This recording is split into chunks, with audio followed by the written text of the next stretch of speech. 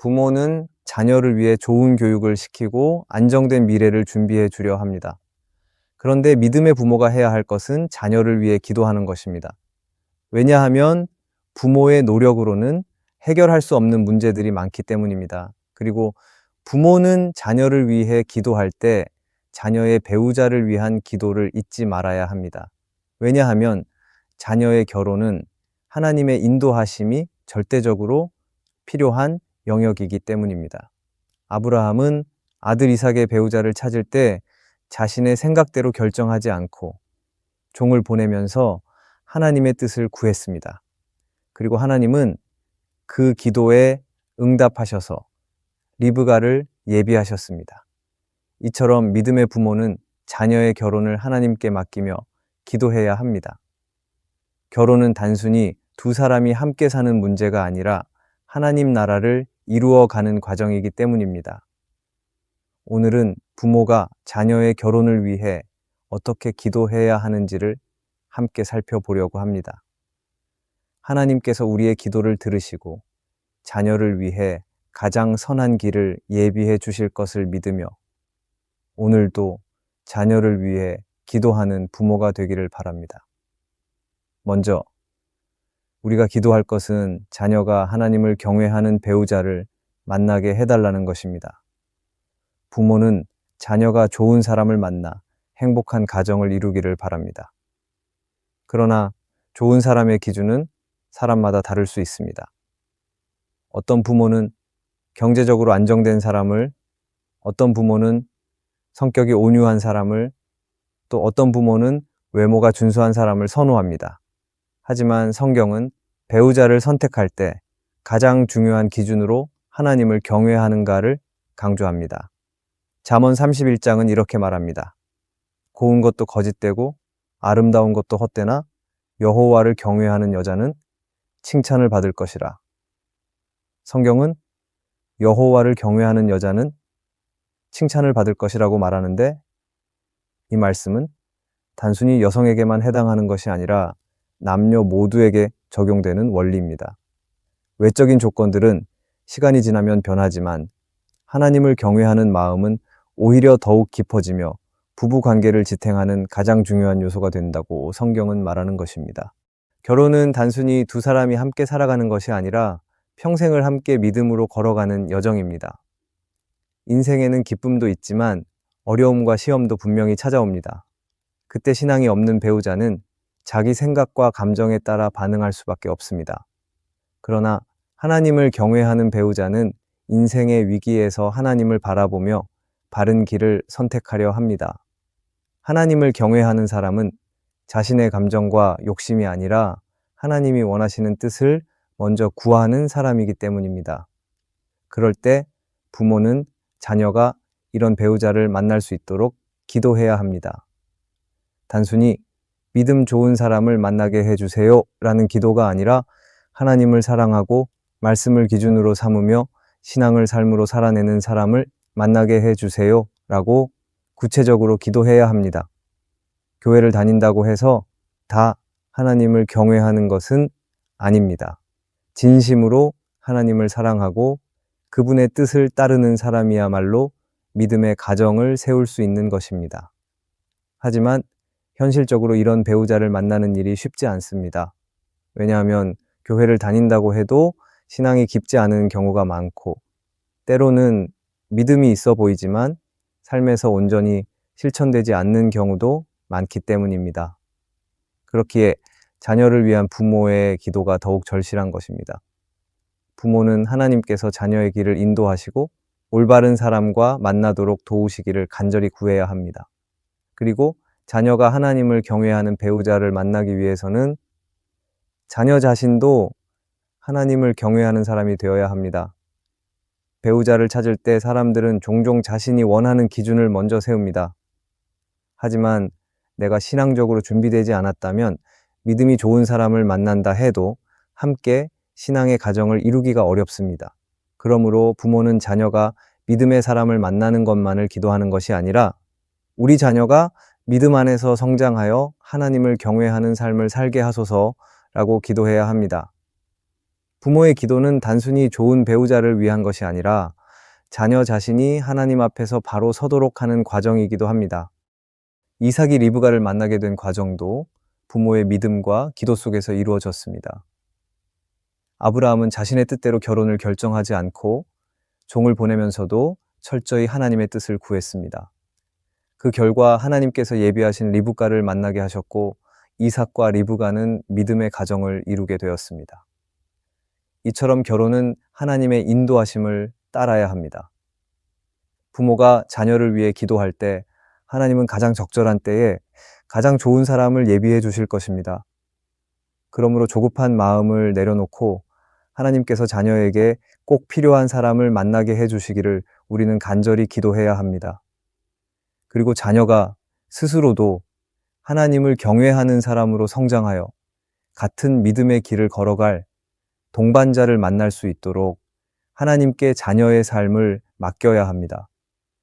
하나님을 경외하는 배우자를 만나는 것이야말로 자녀의 인생을 가장 든든하게 지켜줄 축복입니다. 그리고 부모가 할 수 있는 최선의 일은 이 축복을 위해 끊임없이 기도하는 것입니다. 하나님께서 우리의 기도를 들으시고 자녀를 가장 선한 길로 인도하실 것을 믿으며 자녀가 하나님을 경외하는 배우자를 만나게 해달라고 기도하는 부모가 되기를 바랍니다. 우리가 두 번째로 기도해야 할 것은 자녀가 믿음의 배우자를 분별할 수 있는 지혜를 가지도록 기도하는 것입니다. 배우자를 선택하는 일은 인생에서 가장 중요한 결정 중 하나입니다. 결혼은 단순히 두 사람이 사랑해서 함께 살아가는 것이 아니라 평생을 함께 믿음으로 걸어가는 여정이기 때문입니다. 그럴 때 잘못된 선택은 오랜 시간 후회로 남을 수 있고 반대로 올바른 선택은 삶을 더욱 풍성하게 만듭니다. 그렇기에 자녀는 내가 생각하는 배우자가 정말 하나님이 예비하신 사람인지를 분별하는 지혜를 가져야 합니다. 그리고 부모는 자녀가 믿음의 배우자를 분별할 수 있는 지혜가 있기를 기도해야 합니다. 때로는 세상의 기준으로 보면 좋은 배우자처럼 보이지만 신앙적으로 볼 때 반드시 좋은 배우자가 아닐 수도 있습니다. 외면적으로는 성품이 좋아 보이고 직업도 안정적이며 예의도 바르지만 신앙이 없거나 하나님보다 세상의 가치관을 더 따르는 사람들도 있습니다. 그리고 이것들은 처음에는 큰 문제가 되지 않는 것 같아도 결혼 생활이 지속되면서 신앙의 차이는 점점 더 큰 갈등을 만들어 갈 수 있습니다. 신앙이 다르다는 것은 종교가 다른 것을 넘어서 인생의 중요한 순간마다 가치관의 차이를 만들어낼 수 있고 이는 해결할 수 없는 갈등이 될 가능성이 큽니다. 어떤 사람은 배우자를 선택하는 데 있어서 교회만 다니면 되지 않을까라고 생각할 수도 있습니다. 하지만 단순히 교회에 출석하는 것과 하나님을 경외하는 것은 다릅니다. 교회를 다니지만 신앙이 삶에서 드러나지 않는 경우도 있고 예배는 드리지만 실제 생활에서는 세상의 방식대로 살아가는 경우도 많기 때문입니다. 그렇기 때문에 자녀가 배우자를 선택할 때 외면적인 조건이나 감정만을 따라가는 것이 아니라 신앙의 본질을 분별할 수 있도록 부모는 기도를 해야 합니다. 부모는 자녀를 위해 이렇게 기도해야 합니다. 우리 자녀가 하나님이 기뻐하시는 사람을 분별할 수 있도록 지혜를 주세요. 우리의 자녀는 하나님이 주시는 지혜가 없을 때 감정에 이끌려 잘못된 결정을 내릴 수도 있습니다. 때로는 상대방을 향한 좋아하는 감정이 앞서면 상대방의 단점이 잘 보이지 않고 신앙적인 부분도 가볍게 여길 수 있습니다.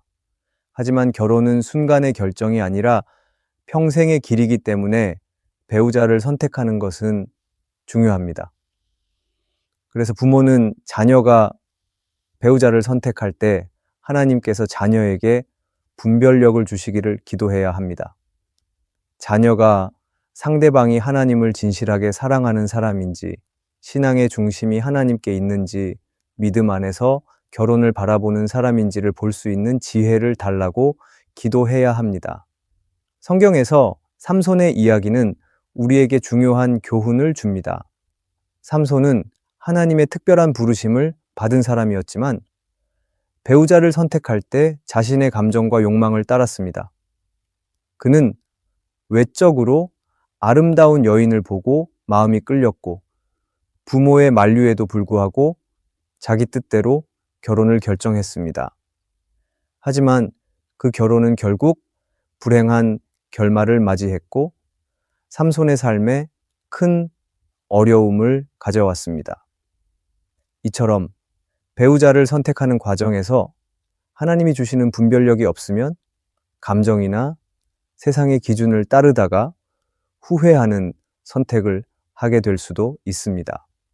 부모는 자녀가 단순히 결혼을 하는 것이 아니라 하나님 안에서 복된 결혼을 할 수 있도록 기도해야 합니다. 부모는 자녀가 스스로 신앙적인 분별력을 가지고 배우자를 선택할 수 있도록 하나님께 지혜를 구해야 합니다. 잠언 3장은 이렇게 말합니다. 너는 마음을 다하여 여호와를 신뢰하고 내 명철을 의지하지 말라. 너는 범사에 그를 인정하라. 그리하면 내 길을 지도하시리라. 부모는 이 말씀과 같이 자녀가 자신의 생각이 아니라 하나님의 인도하심을 구하며 배우자를 찾을 수 있도록 기도해야 합니다. 또한 부모는 자녀가 믿음의 조언을 들을 수 있도록 기도해야 합니다. 자녀는 때로 부모나 주변의 영적인 조언을 무시하고 자신의 생각대로 결정을 내리려 할 때가 있습니다. 그렇기에 부모는 자녀가 신앙적으로 올바른 조언을 해주는 사람들의 이야기에 귀를 기울일 수 있도록 기도해야 합니다. 자녀가 부모나 믿음의 선배 또는 교회 공동체 안에서 성경적인 조언을 들을 수는 귀가 있도록 부모는 기도해야 합니다. 오늘 자녀를 향한 부모의 기도는 자녀가 단순히 좋은 배우자를 만나게 해달라는 것이 아니라 자녀가 믿음의 눈으로 배우자를 분별할 수 있도록 지혜를 구하는 기도가 되어야 합니다. 자녀는 하나님께서 주시는 분별력을 가지고 상대를 바라볼 때 올바른 결정을 내릴 수 있습니다. 그리고 그 결정을 통해 자녀는 하나님이 기뻐하시는 가정을 이루어 갈 수 있을 것입니다. 그렇기에 부모는 오늘도 자녀를 위해 기도해야 합니다. 우리가 자녀가 믿음의 배우자를 분별할 수 있도록 지혜를 가질 수 있도록 기도하기를 바랍니다. 우리가 자녀를 위해 세 번째로 기도해야 할 것은 자녀가 서두르지 않고 하나님의 때를 기다리게 해달라는 것입니다. 결혼은 인생에서 중요한 결정이기에 신중해야 합니다. 하지만 어떤 사람들은 조급한 마음으로 배우자를 선택하기도 합니다. 나이가 들어가면서 주변에 결혼 소식이 들려오면 불안해지고 부모와 친척들의 기대 속에서 빨리 결혼해야 한다는 압박을 느끼기 때문일 것입니다. 그러나 결혼은 속도가 아니라 방향이 중요합니다. 하나님께서 예비하신 사람이 있다면 서두른다고 더 빨리 만날 수 있는 것이 아니며 늦어진다고 해서 하나님의 뜻이 이루어지지 않는 것도 아닙니다. 그럴 때 부모가 자녀를 위해 기도해야 할 것은 자녀가 조급한 마음으로 결혼을 결정하지 않고 하나님의 때를 기다릴 수 있는 마음을 가지게 해달라는 것입니다. 하나님의 때는 언제나 가장 선하고 완전합니다. 성경을 보면 하나님께서는 종종 기다리는 시간을 통해 사람을 준비시키고 믿음을 연단하시며 가장 적절한 때에 응답하시는 것을 볼 수 있습니다. 아브라함과 사라가 이삭을 얻기까지 오랜 시간 기다렸던 것처럼 하나님은 우리의 시간표가 아니라 하나님의 계획대로 일하십니다. 그러나 현실적으로 기다림은 쉽지 않을 것입니다. 자녀는 내가 결혼할 수 있을까? 라는 불안감을 느낄 수도 있고 주변의 기대에서 조급해할 수도 있습니다. 그렇기에 부모는 나의 자녀가 서두르지 않고 하나님의 때를 신뢰하며 기다리게 하소서라고 기도해야 합니다. 이 기도는 단순히 결혼이 늦어지는 것을 의미하는 것이 아니라 하나님의 계획을 신뢰하며 믿음으로 기다리는 것이 중요함을 말하는 것입니다. 존 스토트는 그의 책 현대 사회 문제와 그리스도인의 책임에서 이렇게 말합니다. 하나님께서는 우리가 원하는 것을 언제나 즉시 주시지는 않지만 우리에게 가장 필요한 것을 가장 적절한 때에 주시는 신실한 분입니다. 하나님은 결혼을 통해 단순히 두 사람을 만나게 하시는 것이 아니라 각 사람이 믿음의 가정을 세울 준비가 되었을 때 가장 적절한 사람을 만나게 하시는 것입니다. 그럴 때 부모는 자녀가 결혼의 시기를 조급해하지 않고 하나님의 시간을 믿고 기다릴 수 있도록 기도해야 합니다. 때로 사람이 가지는 조급함은 잘못된 선택으로 이어질 수도 있습니다. 결혼이 늦어질까봐 불안한 마음에 신앙적으로 온전하지 않은 사람과 관계를 맺을 수도 있고, 이 정도면 괜찮겠지라는 타협 속에서 배우자를 선택할 수도 있습니다. 그러나 결혼은 인생에서 가장 중요한 결정 중 하나이기 때문에 신앙의 기준을 지키지 않으면 후회로 이어질 수 있습니다.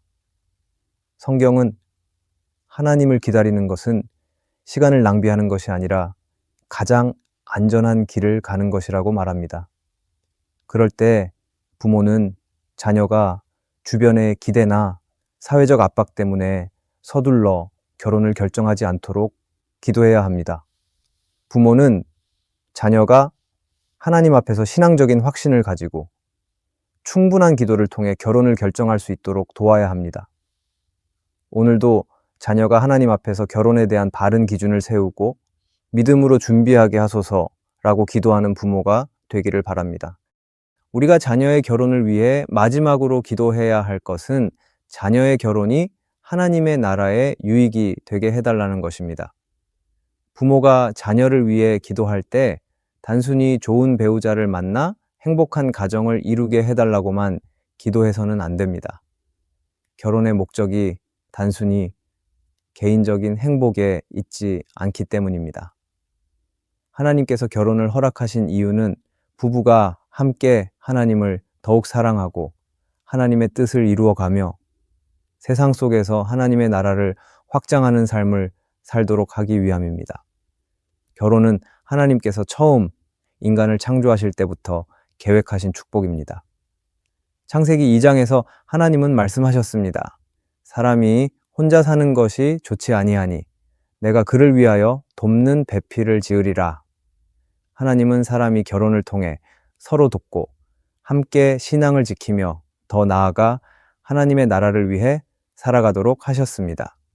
그렇기에 부모는 자녀의 결혼이 단순히 좋은 배우자를 만나 행복한 가정을 꾸리는 것에서 끝나는 것이 아니라 하나님의 나라에 유익이 되는 결혼이 되도록 기도해야 합니다. 사도 바울은 고린도전서 10장에서 말합니다. 그런즉 너희가 먹든지 마시든지 무엇을 하든지 다 하나님의 영광을 위하여 하라. 그리고 이것은 결혼에서도 적용되어야 합니다. 자녀가 배우자를 선택하는 과정, 결혼 생활, 자녀 양육, 그리고 가정의 모든 삶이 하나님의 영광을 위한 것이 되어야 합니다. 그렇기에 부모는 자녀가 하나님 나라의 영광이라는 결혼관과 가정관을 가질 수 있도록 기도해야 합니다. 이때 자녀의 결혼이 하나님의 나라에 유익이 되려면 무엇보다 자녀가 결혼을 통해 신앙이 더 깊어져야 합니다. 배우자를 통해 서로의 믿음이 성장하고 더 깊이 하나님을 의지하게 되는 결혼이 되어야 하는 것입니다. 하지만 현실에서는 결혼이 신앙을 약화시키는 경우도 많이 있습니다. 결혼을 한 뒤 세상의 가치관에 따라 살아가며 신앙이 뒷전이 되는 가정도 있고 배우자의 믿음이 약하여 함께 신앙생활을 하지 못하는 경우도 있습니다. 그렇기에 부모는 우리 자녀가 결혼을 통해 신앙이 더 강해지고 배우자와 함께 하나님을 더욱 사랑하게 하소서라고 기도해야 합니다. 디모데후서 1장을 보면 바울은 디모데의 신앙이 그의 외할머니 로이스와 어머니 유니게에게서 이어져 왔음을 말합니다. 이 말씀은 신앙의 유산이 가정을 통해 다음 세대로 전해졌음을 보여주는 것입니다. 그럴 때 부모는 자녀가 결혼을 통해 단순히 좋은 부모가 되는 것이 아니라 신앙의 가정을 세우고 믿음의 유산을 남기는 사람이 되도록 기도해야 합니다. 결혼은 단순히 좋은 배우자를 만나 가정을 이루는 것이 아닙니다. 하나님께서 결혼을 통해 이루시고자 하는 더 큰 목적이 있습니다. 부모는 자녀가 그 목적을 깨닫고 단순히 행복한 가정을 넘어 하나님의 나라를 세우는 가정을 이루도록 기도해야 합니다. 오늘도 나의 자녀를 위해 이렇게 기도하기 바랍니다. 하나님, 나의 자녀가 결혼을 통해 하나님을 더욱 사랑하게 하시고 신앙이 깊어지게 하소서. 또한 가정을 통해 하나님의 사랑이 흘러가게 하시고 믿음의 유산을 남기는 가정이 되게 하소서. 무엇보다 부부가 함께 하나님께 헌신하는 삶을 살며 하나님의 나라를 확장하는 통로가 되게 하소서. 이 부모의 기도를 통해 자녀의 결혼은 단순한 개인적인 행복을 넘어서 하나님의 뜻을 이루고 하나님의 나라를 확장하는 귀한 도구가 될 것입니다. 오늘도 자녀를 위해 기도하는 부모가 되기를 바랍니다. 부모의 기도를 통해 하나님은 자녀의 삶에 일하시고 자녀가 이루는 가정을 통해 하나님의 나라를 세우실 것입니다. 그렇기에 자녀의 결혼과 가정을 위해 간절히 기도하는 부모가 되기를 바랍니다. 오늘의 말씀이 은혜가 되셨다면 댓글에 아멘이라고 적어주시면 감사하겠습니다. 여러분들이 남겨주시는 댓글은 정말 큰 힘이 됩니다. 그리고 여러분들이 눌러주시는 좋아요와 구독도 큰 힘이 됩니다. 오늘도 함께 해주셔서 감사합니다.